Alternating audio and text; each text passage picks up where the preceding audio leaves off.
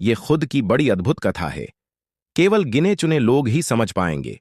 कथा में यानी खुद से प्रारंभ होती है। किसी ने में से कहा कि इसी राह से परमात्मा गुजरने वाले हैं। मैं का सच भी यही था। मैं ये हमेशा से जानता था। मैंने अपना मन बना लिया, चाहे जो हो जाए, आज तो परमात्मा से अवश्य ही मिलूंगा। मैं परमात्मा की राह तकने लगा। कुछ ही देर में वहां बड़ी भीड़ जमा हो गई। भीड़ से लोग चिल्लाने झल्लाने लग गए। फिर वहां कोई बड़े ज्ञानी महात्मा आ गए, जो बड़े ही शांत प्रतीत हो रहे थे, जिनके दर्शन कर लोग धन्य हो रहे थे, शांत हो रहे थे, जिनके आगे पीछे बड़े सिपाही थे, कई सम्राट थे, कई स्त्री पुरुष बिना भेदभाव उनके पीछे चल रहे थे।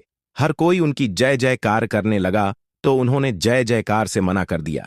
वे चुपचाप चले गए, मानो शांति ही उनका जीवन हो। जैसे ही शांत महात्मा उस सड़क से सीधे सीधे चले गए, लोग फिर से चिल्लाने झल्लाने लगे, यह तक कि उनके नाम पर मार काट करने लगे। कईयों ने शांत महात्मा की जय जयकार शुरू कर दी, कईयों ने उन्हें परमात्मा तक कहा, और भीड़ से कई लोग उन शांत महात्मा को ढूंढने टेढ़े मेढ़े रास्ते पकड़ अलग अलग दिशा में चले गए।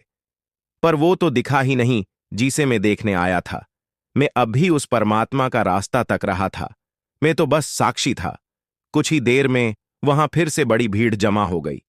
फिर भीड़ से लोग चिल्लाने झल्लाने लग गए। फिर वहां कोई बड़े सिद्ध महात्मा आ गए, जो हर किसी का दुख अपने चमत्कार से हर रहे थे। लोग उनके शरण में आते ही अपनी पीड़ा से मुक्ति पा रहे थे। जिनसे मिलने बड़े साहूकार धनी भी आ रहे थे और अपना धन दुगना कर ले जा रहे थे। कई राजा और मंत्री थे। हर कोई अपना दुखड़ा दूर करने उनके साथ जाने लगा। अब लोगों में उनसे पीड़ा दूर करने की होड़ लग रही थी। लोग फिर आपस में झगड़ने लगे, जयकार करने लगे। सिद्ध महात्मा अब उन लोगों को शांत करने लगे।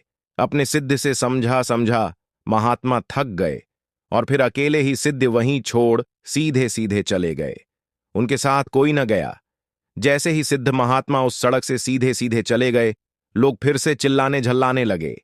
फिर से लोगों ने सिद्ध महात्मा के नाम पर मार काट शुरू की। कई लोगों ने फिर सिद्ध महात्मा की जय जयकार शुरू कर दी।